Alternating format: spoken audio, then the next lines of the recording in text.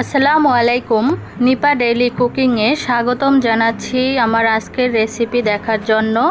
আজকের পর্বে আমি খুব সহজ একটা রেসিপি আপনাদের সাথে শেয়ার করব। আশা করছি খুবই ভালো লাগবে। খুবই মজার একটি রেসিপি, আর সেটা হচ্ছে টমেটো আলু দিয়ে কই মাছের ঝোল। এই রান্নাটা তৈরি করা যেমন সহজ, খেতেও ভীষণ মজার। আশা করছি খুবই ভালো লাগবে আপনাদের কাছে। তো চলুন দেখে নেওয়া যাক। আর এখানে প্রথমে আমি কই মাছ নিয়েছি, আর এখানে আমি ছোট সাইজের কই মাছ নিয়েছি। আর এগুলো হলো দেশি কই মাছ। এগুলোকে আমি খুব ভালোভাবে ধুয়ে তারপরে হলুদ আর লবণ মাখিয়ে নিয়েছি। আর এখন এগুলোকে আমি ভেজে নিব। তো ভাজার জন্য আমি চুলায় চলে আসলাম। আর চুলায় আমি আগে থেকেই একটা প্যানের মধ্যে পরিমাণ মতো তেল দিয়েছি। আর তেলটা গরম হয়ে যাওয়ার পর আমি একটা একটা করে মাছ এর মধ্যে দিয়ে দিলাম। তো মাছের যখন এক পাশ হয়ে যাবে তখন আরেকটা পাশ উল্টে দিতে হবে। তো আমি আরেকটা পাশ উল্টে দিচ্ছি। আর এভাবে উল্টে পাল্টে আমি কই মাছগুলোকে ভেজে নিব।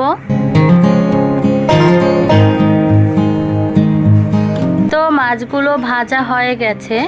এখন আমি মাছগুলো তেল থেকে উঠিয়ে নিচ্ছি। আর সেই তেলের মধ্যেই আমি দিয়ে দিচ্ছি পেঁয়াজ কুচি। এখন পেঁয়াজ কুচিটাকে একটু ভেজে নিব। তো এভাবে একটু ভেজে নিয়ে এখন এর মধ্যে দিয়ে দিচ্ছি স্বাদ মতো লবণ। দিয়ে দিচ্ছি হাফ চা চামচ পরিমাণে আদা রসুনের পেস্ট। সেই সাথে এর মধ্যে দিয়ে দিচ্ছি হাফ চা চামচ পরিমাণ জিরার গুঁড়া। দিয়ে দিচ্ছি হাফ চা চামচ পরিমাণ হলুদের গুঁড়া। আর এক চা চামচ পরিমাণ মরিচের গুঁড়া। তারপর একটুখানি নেড়ে চেড়ে নিচ্ছি। আর এখন দিয়ে দিচ্ছি পানি, যাতে করে মশলাটা পুড়ে না যায়। আর এই পানিটা দিয়েই আমি এখন মশলাটাকে খুব ভালোভাবে কষিয়ে নিব। তো মশলাটা কষানো হয়ে গিয়েছে। এখন এর মধ্যে দিয়ে দিচ্ছি কেটে নেওয়া আলুগুলো। তো আলুগুলো আমি এভাবে কেটেছি, যার যার পছন্দ অনুযায়ী আলুগুলো কেটে নেবেন। তো এখন আলুগুলো দিয়ে আবারও একটু নেড়ে চেড়ে নিচ্ছি। আর এখন ঢাকনা দিয়ে ঢেকে দিব 10 মিনিটের জন্য। ঠিক 10 মিনিট পরে আমি ঢাকনাটা উঠিয়ে নিচ্ছি। আর এর মাঝে আমি 2-1 বার নেড়ে দিয়েছিলাম। এখন আবারও নেড়ে চেড়ে দিচ্ছি। তো এভাবে নেড়ে চেড়ে নিয়ে এখন এর মধ্যে দিয়ে দিচ্ছি পানি। আর পানিটা অবশ্যই গরম পানি দিতে হবে। তো আমি এখানে গরম পানি দিয়েছি। তো পানিটা দিয়ে আমি আবারও নেড়ে চেড়ে নিচ্ছি। আর এখন আবারও এটাকে ঢাকনা দিয়ে ঢেকে আমি আরও 10 মিনিট রান্না করে নিব। ঠিক 10 মিনিট পরে আমি ঢাকনাটা উঠিয়ে নিলাম। আবারও নেড়ে চেড়ে নিব। তো আলুটা কিন্তু প্রায় হয়ে গিয়েছে। এখন এর মধ্যে আমি দিয়ে দিচ্ছি কেটে নেওয়া টমেটো। আমি এখানে ফ্রোজেন করা টমেটোটা ব্যবহার করছি। আপনারা ফ্রেশ টমেটো ব্যবহার করতে পারেন।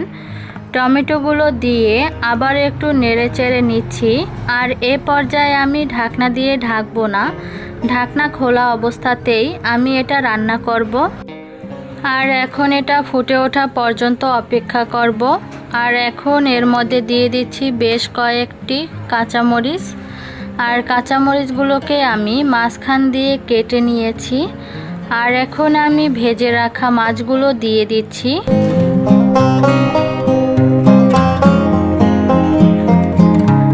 মাছগুলো দিয়ে আবারও একটু নেড়ে চেড়ে নিচ্ছি। আর এখন এর মধ্যে দিয়ে দিব ধনিয়া পাতা কুচি। আর অবশ্যই এই রান্নার মধ্যে ধনিয়া পাতা কুচি দিবেন, এতে করে খুব সুন্দর একটা স্মেল আসে আর খেতেও খুব ভালো লাগে। আমার রান্নাটা হয়ে গিয়েছে, আমি আর বেশিক্ষণ রান্না করব না।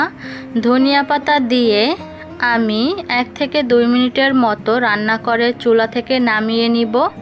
সেই সাথে তৈরি হয়ে গেল টমেটো আলু দিয়ে কই মাছের ঝোল। খুবই সহজ একটা রেসিপি, আর খেতেও হয় ভীষণ মজার।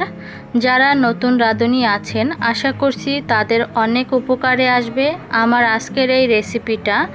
আজ এখানেই বিদায় নিচ্ছি। সবাই অনেক ভালো থাকবেন। আল্লাহ হাফেজ।